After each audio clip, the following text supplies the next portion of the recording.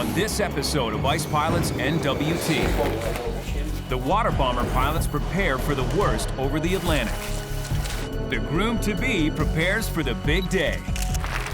And engineers prepare an Electra for its maiden mission. Why didn't we check all this sucking stuff before we went out of the hangar? Overpaid prima donnas. As February turns to March, things are heating up at Buffalo Airways.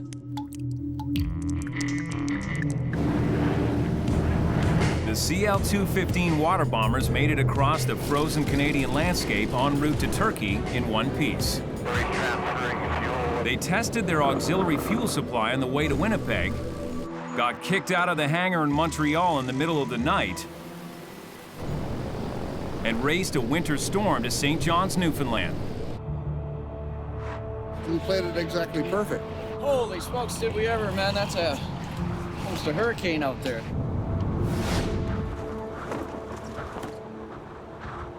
Well, that must be that offshore survival instrument. Now, Buffalo Chief Pilot Arnie Schrader, his co-pilot Justin Simley, and two hired guns George Ferry and Dave Poole are taking part in a survival training course in case they have to ditch in the ocean. I mean, we all know that North Atlantic's not a very friendly environment, especially in the winter. It's a 2,200-kilometer crossing over deadly cold waters in short-haul water bombers meant to fly in the summer. Nobody traditionally crosses the North Atlantic with these types of airplanes that time of year. It's a dangerous mission. Today's training could save their lives. You'd be a f***ing idiot to not know what could happen before you take that trip. It's like a big problem. It's what you call a full-body job. It's a son of a trying to get those things on. They're so tight, that they cut off your circulation. But I guess to keep the water out of, the suit, so. If they have to ditch into the frigid ocean, these high-tech survival suits could keep them alive for up to 24 hours. The hood was the worst. Once you put the hood on, the chin strap kind of goes over, and that's bordering on painful. You had to make sure your sleeves were watertight. You had to make sure that it went up around your chin and around your neck and was totally waterproof. Now I'm ready to rock. You got a buddy line right here on your suit? Yeah. You choke it onto your buddy's arm here, right? Kind of thing. I'll keep you together. Arnie, Justin, and the rest of the crew must wear these bulky suits for the entire 9.5-hour trip across the ocean. They'll keep the survival suits dry for now and train in neoprene wetsuits. Is your place for my smokes? In the pool. No, we're not going to the moon. We're just going swimming. The mood is light. Because once the dude is... But the underlying message isn't. We teach people stuff that we hope they never had to use. We were taught how to maneuver, how to do certain positions, how to do the buddy system, how to connect with a number of people. Okay, we're ready to rock. Okay, I want you to swim over to the side of the pool. So Okay, two arms. Then it's into the simulator for a crash landing. You want to let your crew know we're going to hit the drink, we're going to hit the water. So ditching, ditching, ditching, prepare to ditch. Ditching, brace for impact, boys. We're going down about a minute before we hit the water.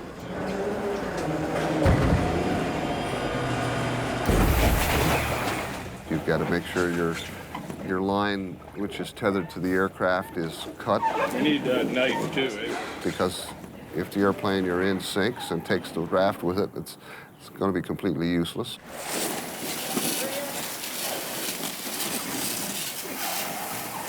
Kept spraying me with that hose. How do you like the Atlantic? It was a good point. I'll just give them an incentive to put up the canopy. Time is critical when you're in cold water. It made us get the canopy up on the raft a lot quicker. It was really good, actually. I'm glad we did it. Learning how to survive ditching into the ocean is crucial. This is going to really suck in the Atlantic. You sure wouldn't want to be out there doing that stuff in 40-foot swells, that's for sure. Back at the hangar, the engineers on the crew, led by Corey Dodd, are doing maintenance on the two water bombers.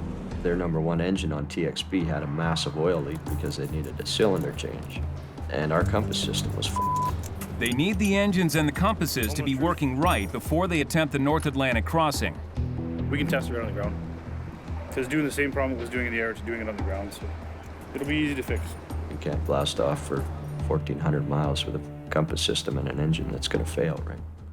So the engineers work on getting the planes ready and pray they won't need the emergency training they missed out on. Buffalo Joe sold the water bombers to Turkey for $7 million, a huge boon to Buffalo during a recession year. And Joe has 2 idle Lockheed Electras that he'd like to see earning their keep, too. Powerful and fast, the turboprop Electra is the most advanced airplane in the fleet. People say, you know, you've been in piston pounders all your life and you've never had a turboprop and you don't know anything about turbines. That's sort of a myth that's around Buffalo, but we have had probably more experience with the turbine engine than a lot of people. Joe bought this pair of 1959 Electras for millions of dollars a few years back. Once we get north of the Arctic coast, we're running out of fuel. If fuel was like it was a few years ago, ongoing supply of avgas for piston pounding airplanes, no, there'd be no Electra here. But Joe has only used one of his Electras a few times. And the second Electra has sat completely idle. Now, there's a fuel haul contract to Baker Lake and Nunavut, and Joe wants to press an Electra into service. Every aircraft that flies the north has the capacity to hold fuel. The man Joe has put in charge of getting the Electra flight ready is engineer Chuck Adams. Chuck's worked on all these different aircraft, and he understands Electra very, very well. Joe says I'm in charge of the Electra program, but he never told me what the program was. I still don't know what the program is. All I know is I'm in charge. Chuck's task is to prep the Electra that's been sitting idle for the Baker Lake fuel haul. How much fuel can we carry in? Well, I haven't got that, but I'm trying to make, try to get the loads in there without breaking the floor. Ray Weber is one of the Electra captains, and it's the pilot's job to calculate the plane's load. The airplane's got to be within the bounds of weight and balance, because if it's out of its weight and balance envelope, it could be uncontrollable in some flight regimes.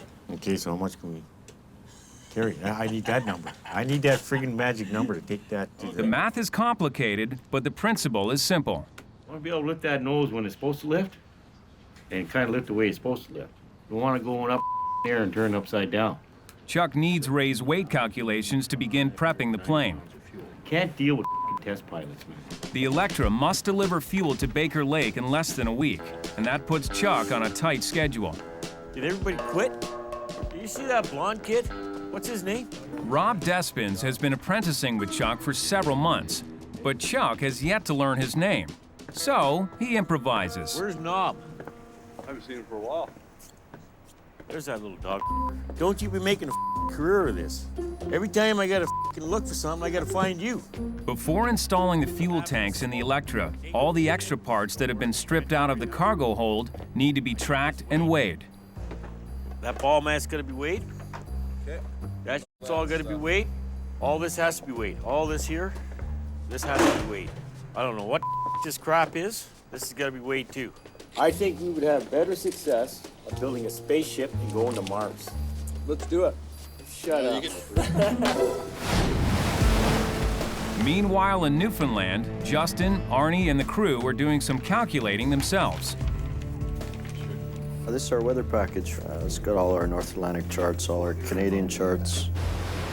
The 2,200-kilometer flight to the Azores Islands on the other side of the Atlantic should take about 9.5 hours. Our departure time was slated for about 5 in the morning, so we could make the Azores before dark. So we're out of it. Well, Not too many miles, eh? pretty well. But the pilots need 3 elements to come together before they can take off on this dangerous flight. Relatively clear skies, temperatures above the freezing point, and a tailwind. The winds are right. From their hotel room in St. John's, they check in with the region's weather office on the phone. We have no de-icing equipment. Oh, okay, so that's your big concern here is no de-icing in the aircraft? Correct, yeah. Okay. Most commercial aircraft have electric de-icing capability in the wings. Smaller planes have de-icing boots, a rubber membrane that covers the leading edge of the wings and expands to crack the ice that forms on them. The CL-215 water bombers just aren't equipped to fly in winter. If they ice up, they may plunge into the ocean. Well, everybody's nervous, I think, about that North Atlantic and airplanes that are not designed to cross oceans, eh? They need a detailed weather forecast and need to pray it's right. For the majority of that trip, you're going to be in the clear conditions. 21 to 06, they're still forecasting plus temperatures right up to 9,000 feet. That deck of cloud that you see there, all right, if you go out, you stay below 9, there you go, no icing. Clear conditions and temperatures above freezing, but the wind has to be just right. You know, you're looking at 60 west and 50 north. Looks like there are headwinds to fight, which would suck up precious fuel. No, so we'll be doing 130 knots, so that's going to bring it up to 10 hours. And then once we hit 40 degrees west, which isn't quite halfway, we're looking at 10 knots on the nose. We can't go in that, You know? run out of fuel. Yeah. Can't just pull into the nearest gas station. This is where the wind changes on us and goes to a headwind. Just gonna have to wait for a tailwind. The water bombers are expected to arrive in Turkey in a matter of days. But if the weather over the North Atlantic doesn't change, that deadline will not be met.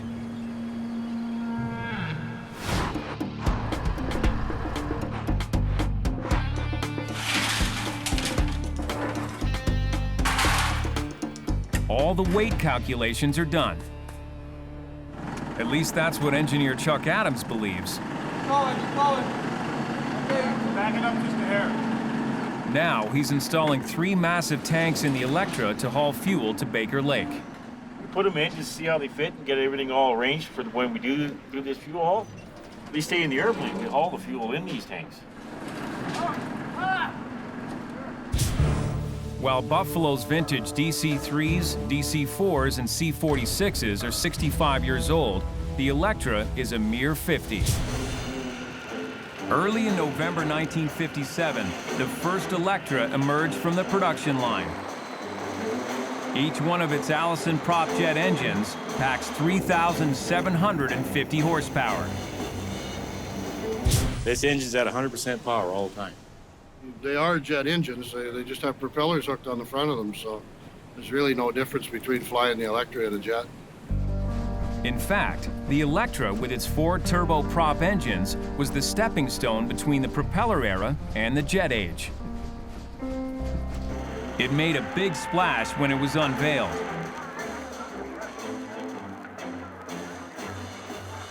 Several U.S. airlines ordered the planes, but then things started going very wrong. They've been a controversial airplane since the day they came out. The outboard engines, they didn't have enough structure in them. And if they got in bad weather, they'd start doing a whirling, going like this, oscillating, whole engine, and rip a wing off. There were some tragic crashes, and the Electra was recalled. By the time the engine mount problem was fixed, jet airliners had taken over. The Electra became outdated before it ever really took off, and production was stopped. Only a few of the planes remain in service today. They fly well, they're good in this area, and it's versatile. Versatility is most important. And with avgas, the fuel used for Buffalo's piston-driven planes, getting scarce, the Electra, powered by jet fuel, will keep Buffalo flying. We can go into northern Nunavut or into the Arctic with a little less work. The airplane can refuel at most of the bases. But Joe has been a reluctant convert. Why is it so expensive? Because it's a very expensive airplane to maintain. Every hour, 5,000 pounds of fuel's gone out those exhaust pipes. Joe's being resistant, basically because he has a love for piston engine aircraft. Joe may love his older planes, but he's got to start using the Electras. You get a big, expensive airplane, and it's got to work. It can't be sitting on the ground. There. Push. Okay. There's a lot of fuel hauling goes on the north. And we want to get on the market. The 3 fuel tanks are installed in the Electra. Now Chuck has to get both pilots to approve the rigging. My biggest concern is not having them drift back on takeoff or anything. It's for deceleration. We gotta make sure that they don't You don't move forward. Brian's focus is on tying the tanks down securely, but Ray is still preoccupied with weight. A 4x4 by 16, if I remember rightly, was 48 pounds. So you got 490 pounds of tank, virtually 100 pounds of 4x4 underneath it, and another 5 or 10 pounds for straps. Ray still doesn't have it all figured out, so the Electra pilots put their heads together to crunch the numbers. That's a revamp of the numbers. Frustrated that the weight issue hasn't been resolved yet, Chuck takes a hike. I'm out of here, brother. Quit. Across town, Mikey McBryan is on a mission, and it's brought him to a place he rarely visits. Yeah, I don't really like grocery shopping too much. What was it, 17 bucks or 16 bucks? I'll see if I can make it for cheaper than that. We'll see. Mikey has never baked anything, but it's Joe's 65th birthday, and Mikey wants to do something special for his father. Usually I forget the old man's birthday, so this year I'm gonna go ahead and try to make him a cake. I gotta figure out where the cake mix is. I think this might be... Mikey's job at Buffalo requires a lot of problem solving under pressure. We're in the crackers aisle, I guess, and meat. But this is different. This is kind of cake stuff. It must be pretty close. 12, are these 3 liter? The f***ing inches. What if I'm cooking that? There's a lot of different types of pans out there. I thought like a cake pan, it would say cake pan on it. There was stuff that looked like donuts. There's f***ing corn oil, sunflower oil, canola oil. Where's the vegetable oil? You know what vegetable oil is? Try to buy it. Sprinkles. Look at this green icing. This is like one-stop shopping right here.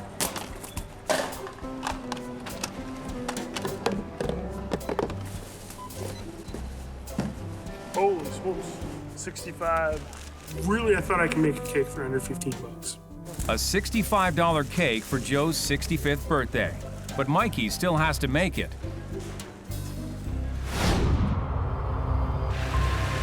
Across the country in St. John's, Newfoundland, a string of bad weather has kept the water bomber crews on standby.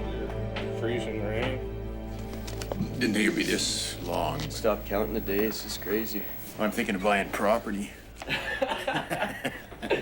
Going stir-crazy watching weather forecasts on TV in the hotel room, How are you guys? Arnie and some of the boys decide to take in the sights. First time in Newfoundland? No? Not for me. All right, you know, it's true, Newfoundlanders are easy to confuse, so if you say 2 answers together, it's going to screw me up. This is the oldest city in North America. One passenger knows all about this part of the country. George Ferry is from Newfoundland. You got a Newfie right back here. Yeah. There goes trying to bullshit you, innit? Jeez. First stop, Signal Hill, an historical site dating back to the early 1800s. The century-old Cabot Tower here served as a beacon for distressed ships caught in bad weather. Where you headed to? The Azores first. We're crossing a body of water that's very extensive, and we have no alternates. When we're halfway across, there's no going back, and no turning around, and no place to go left or right. We're going to head into Cape Fear. Cape Fear is the most easterly point in North America. Over the years, hundreds of ships and propeller aircraft have been swallowed off this coast. The view of this vast gray ocean brings home the reality of the flight ahead. When you see those 30-foot waves, you think about it, because in my opinion, it's very difficult to survive if you went down the North Atlantic. Almost impossible. Why have you took that survival course?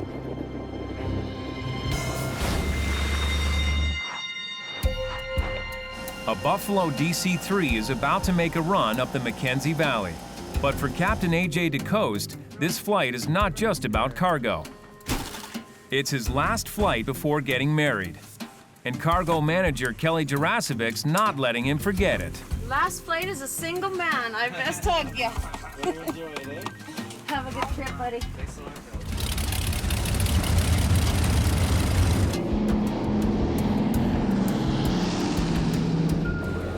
AJ and co-pilot Gord Cooling are delivering food and supplies to the remote settlement of Delaunay.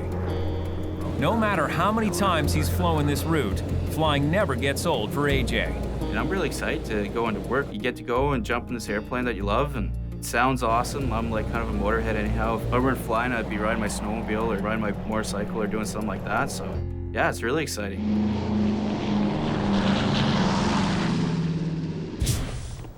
Fortunately, AJ's fiancée, Candace, fully supports his motorhead ways.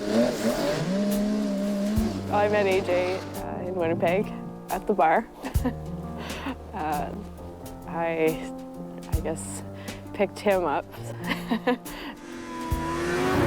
I was a pilot before I ever met her, so she knows all my stories and she knows, you know, what it is I do. When you are dating somebody from Buffalo, you definitely are looking at marrying into the company because it is a lifestyle. And most of the company will be coming to the wedding. The dress code, more down parka than black tie. The couple is getting married at the Snow King's Ice Castle, a Yellowknife winter landmark. But first, AJ has nearly 6,000 pounds of freight to unload in Delaunay. I'm getting married on this weekend, so I think it's going to be a long marriage. She said it would be my last flight as a single man. I hope she's right. AJ only has a few days to get ready for that walk down the icy aisle. All my family's coming up here, and some of my close friends. Should be a pretty good time. And the wedding's not the only big change coming up for AJ. I think Candace is waiting to tell everybody, but she's 5 or 6 weeks pregnant, actually. Really? Yeah. Holy shit. Yeah. Thanks, yeah. So congratulations. Big changes, eh? Oh my god. That's awesome. Yeah. Candace is pregnant with her first baby, so we're not sure if it's a boy or girl yet, but things are changing pretty quickly, I guess.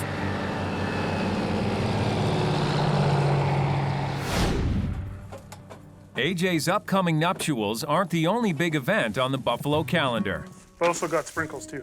There's also Joe's 65th birthday. There's a picture of this pan in that thing.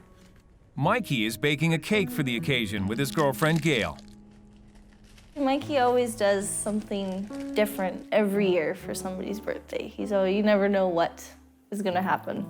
She kept her distance and tried to help me learn the lesson of cake making. Now, how do I go to the third cup? Does it tell me? Yes, it's not rocket science. I mean, it's not a hard thing to make a cake from a box. I've been going out with Gail for like a year and a half. We're both taking business administration at Red Deer College, and we did 4 projects, and 3 of them got top of the class. He added his own uniqueness to it because he bought a marble cake and got some green food coloring and made the white part of the marble green. Green, the color of Buffalo air. Now this is the frickin' ticket. Well, I hope it's edible when you're done. That's very unattractive. Never a dull moment with Mikey around. I wanted to separate all the green ones out here. Well, this is not practical. I think the cake looks amazing. I'm really proud of myself. I don't get to say that much. Mikey knows that Joe is pragmatic above all else, so this $65 cake better be worth it. I don't want people to think it's a $14 cake.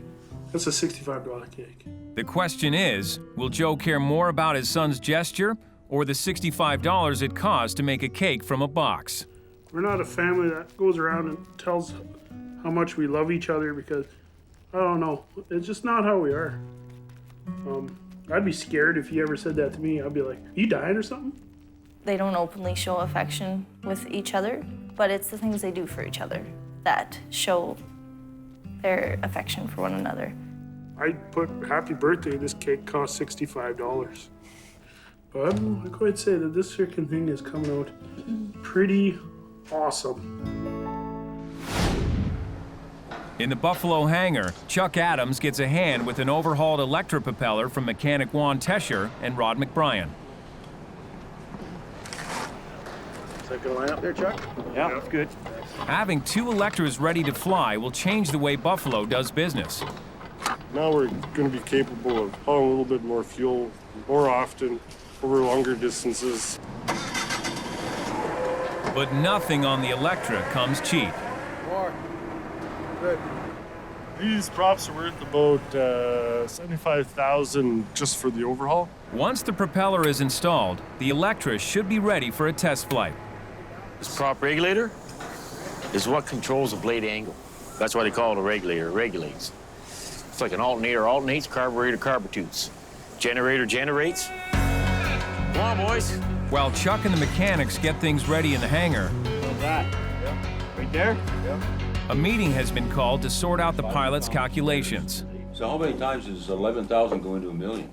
A whole bunch.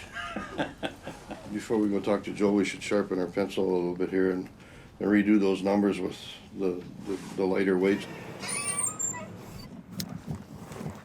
How's it going, partner? Oh, we good, you? Top notch. The Buffalo brass, Joe and accountant Dave Forbes, go over Brian's figures. If these numbers are right, that's what they are, and we can't argue with that. But also, Joe, you gotta remember that that damn strip is only 3,800 feet long. Oh, they're just disagreement on the weights we're going to haul in on this fuel haul. I think they're trying to get it together now.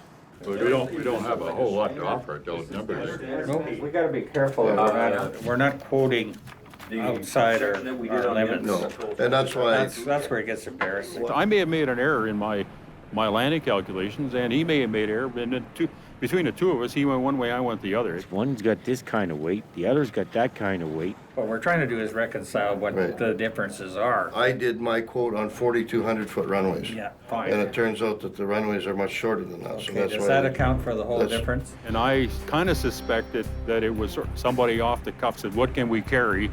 And he just worked it backwards from our max landing weight without realizing that the runway may be a limiting factor. I would have come up with very similar numbers of what Ray came up with if I would have had the runway lengths. Pilots? Well, I'm beginning to wonder. I used to have a little respect for them, but I'm starting to lose respect.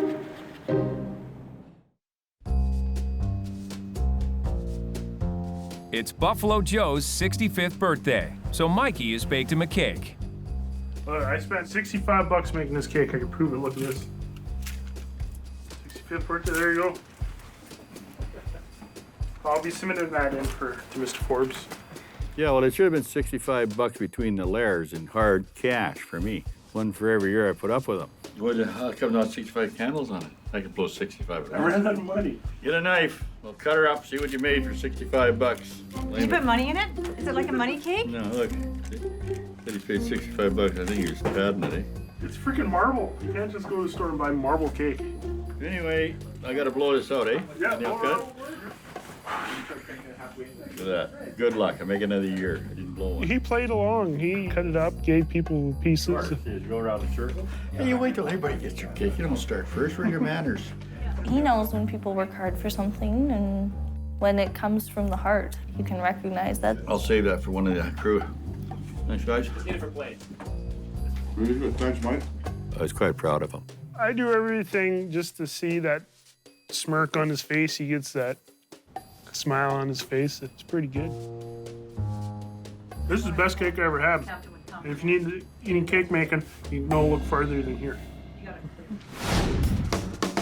It's takeoff time for Chuck and the Electra. Today, all his hard work will be put to the test. Everything's looking in here, Chuck.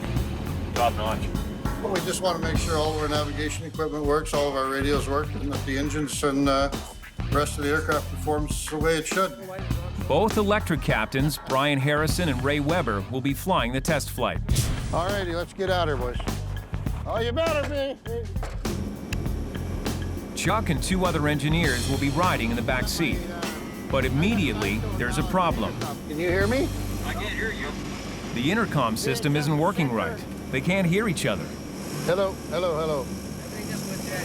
Why didn't we check all this stuff before we went out of the hangar? It was working before. So why don't we just go with what we got?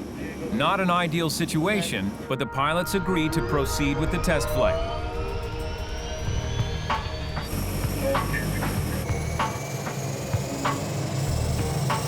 It's clear here. Hey, we're clear on the left.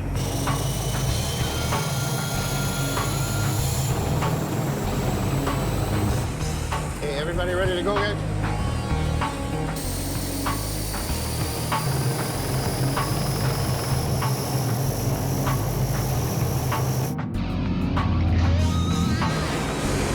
Check.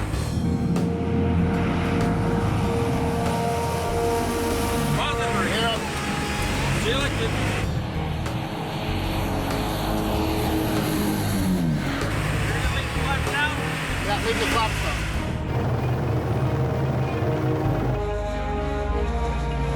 Now, you just hold her level. Does she fly level? It's flying. It's pretty good. Okay. No, I just want to make sure that it all works. Okay. Over 147. 147, 167. Numbers set. Abruptly, the pilots decide to head back to the airport. Flight slow. Flight slow. 50. How long was that damn test flight? 7 minutes. A 7-minute test flight. We didn't even get the flaps on. And there's all kinds of little things that either won't work or won't work the way they're designed to. Ray and Brian aren't ready to give it the thumbs up. They want the little things fixed. And then they want another test flight. We're not going to get to the moon like this. This is f***ing horse. It's always the same. You know, you'll get an engineer who'll say, well, what do you need to do that for? Overpaid f***ing prima donnas. Chuck's a great engineer, but he's not a pilot. You know? And you see things differently from from back seats. Tired of dealing with bullshit. They're telling Joel that we need another test flight. And Joel's waiting for my answer. My answer was, why do you want another test flight? I don't know where Chuck's coming from, but I wanted to do another flight on the airplane after we did the initial test. What, are we gonna test fly the f***ing thing to China? How many times are we gonna test fly a f***ing airplane? You know, pilots are just like a priest. They're right there at the same level. Never been there, never done it, but sure preach a lot about it. No, they're not getting another test flight. I got vetoed. Chuck said it wasn't necessary to do another flight, so Joe agreed with Chuck, so. A few minor bugs still to iron out, but this Electra is deemed ready to haul fuel to Baker Lake. Guys like me and Joe, we don't like anybody, eh? So we're just gonna be around to make everybody friggin' miserable. And the more miserable I can make them, the better I feel. That's where I'm gonna leave that, boys. Chuck's gonna have coffee. Meanwhile, Mikey's busy with a project of his own. He's setting up a GPS monitoring system to track the water bombers via satellite. How in the hell is this supposed to go on?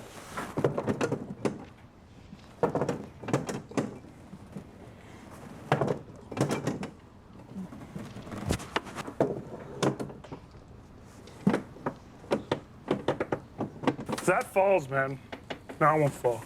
We'll follow both airplanes. And if for any reason there's something wrong with them, we'll know right away. All right, hopefully she turns on. It works. The system is ready. Now all they need is the weather to cooperate. The forecast is to get better for our arrival time. That's why we're going out. The water bomber crews are in the St. John's Airport making plans for departure. Are you ready to file rooster, or what do you want to do? You want to file formation, or? I think just don't let us go for formation. Fine. Back in Yellowknife, with his tracking system up and running, Mikey is pulling an all-night shift, waiting for the water bombers to take off from St. John's. Hello. Hey, Ernie, it's Mikey. Hey, Mikey. Hey, what's the latest, man? We're just fueling, getting ready to go. File flight plan, we're out of here. Yeah, probably 4:30 is what we got the departure time, so. Perfect. It's too good to be true. Warm temperatures, clear skies, and an all-important tailwind. Fueled everything up, got everything ready, ran the airplanes up. Our weather briefing went good, and we were ready to go. We done a final weather check. Then, a sudden change in the forecast. The weather in the Azores went for crap. It completely fogged in. It's going to be like that for a while, by the looks of it. Christ. No breaks for us today. We're ready to rock and roll. And at the last minute, we had to cancel. Well, it was perfect earlier. Hey, Mikey. What's going on? The weather has just went for hell in the Azores for us. Oh. The best that we can see is 200 feet. Oh, man, that sucks. Now the forecast has changed totally, so. Here, let's talk to Justin for a minute. Hey, Justin. You know, you got to feel pretty good about taking $5 million worth of airplanes and 7 people's lives, you know, across the ocean, and And with that forecast, it was tough to feel good about it. Well, I guess we better see if we can get those airplanes back in and get back to the hotel. Better phone the hotel and tell them we still need our rooms, I guess.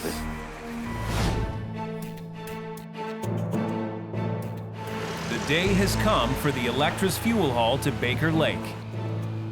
We're gassed and oiled. We just got to take the plugs out and get her closed up. The pilots are looking forward to this flight. It'd be kind of nice to see this airplane operate. We never hauled a load in it yet. Yeah, exactly. See how fast she goes and how she handles. We'll be on our way this afternoon as long as the Baker Lake weather holds out. Engineer Chuck Adams has done his job. Just a quick tire check. Oh, they're hanging in, And he's gone. Well, I'm not sticking around. Take care.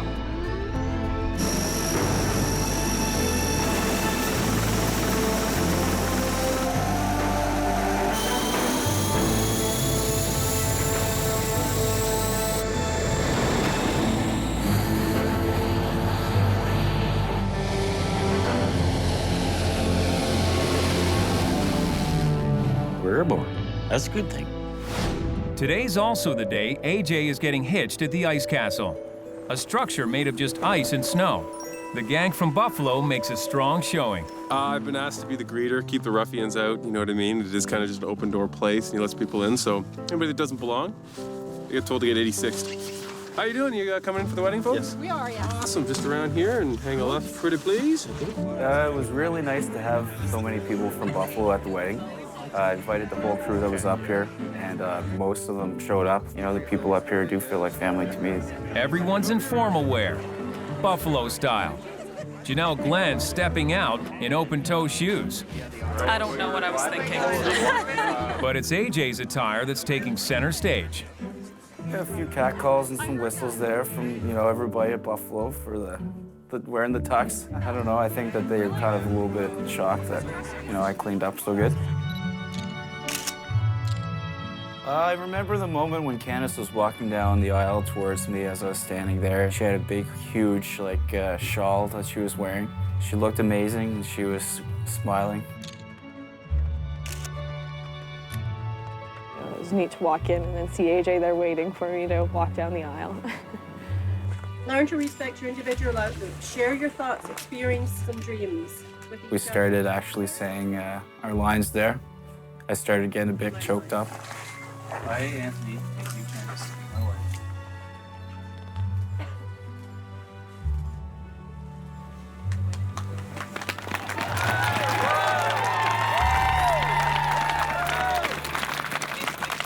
It was probably one of the happiest days of my life to be married to Candace. Heartbreaking.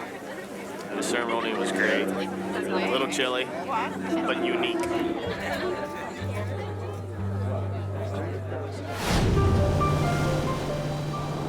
Across the country in St. John's, Newfoundland, the weather is finally looking good for a flight over the North Atlantic. Well, this is the first time that we've actually had a wind that was favorable to go. But the crew's enthusiasm is dampened as tragedy strikes off the coast of Newfoundland. With 18 people aboard, a helicopter headed to an offshore oil platform has crashed. A Sikorsky 92 helicopter ditched into the water about approximately 30 nautical miles east of St. John's. Only found one survivor so far out of 18. So the North Atlantic is nothing to play with, that's for sure. Coast Guard ships and military aircraft have searched the crash site all day, so far finding only one survivor. Most of these people are from this area. It's a small area, so a lot of people would know those men that are on that helicopter. We're doing basically the same thing, only going a longer distance. We're going 1,300 miles. But time is running out. That's because those mandatory offshore survival suits will only keep someone alive for 24 hours in the frigid North Atlantic. It's all fun and games and good training in the pool there, but the reality of the whole thing is very tough to survive out there in that ocean. Arnie and his crew will have strong tailwinds if they fly tonight. A good thing, unless they have to ditch. Now they're going to have probably 25, 30-foot waves tomorrow with that wind. We couldn't even possibly land. You know, we might survive the landing, but the airplane would sink almost immediately in those type of winds. Weather's helicopter just crashed out there. It's not very good, so. But we're totally prepared. The helicopter crash is a terrifying dose of reality. A little bit sobering, yeah. Send some chills down your back, for sure. At this moment, the trip to the Azores is still a go, despite the helicopter tragedy, which means the engineers' lives could soon be in the hands of the 4 pilots. We got the word 2 o'clock this morning, we're gonna head up to the airport and go. The rough weather that's been making the rescue attempt so difficult is actually the window the Buffalo crew has been waiting for. There's an excellent tailwind. Well, we're leaving on Friday the 13th. Friday the 13th, what else is there to We think got about? 13,000 pounds of fuel. We got to go 1,300 miles. And yeah, that's pretty good. Pretty good odds. Go ahead and say goodnight on the way by there. It's 2 a.m. and the westerly wind is howling at St. John's Airport in Newfoundland. So we're going. It's a good tailwind, exactly what they need for this flight to the Azores Islands. Cut my hair and everything too, getting that survival suit. I see that, yeah. I wanted a tight seal. In a hurry to get their Martian suits on. Might as well be comfortable while you die of hypothermia. It's off to work we go.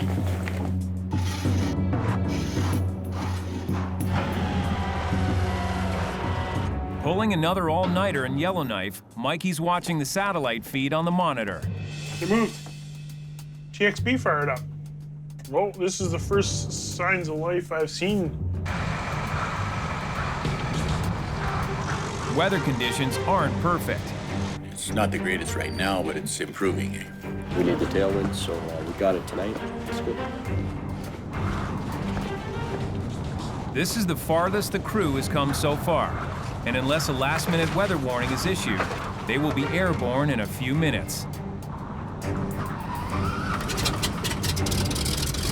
So it looks like to me they're actually in the aircraft doing a run-up.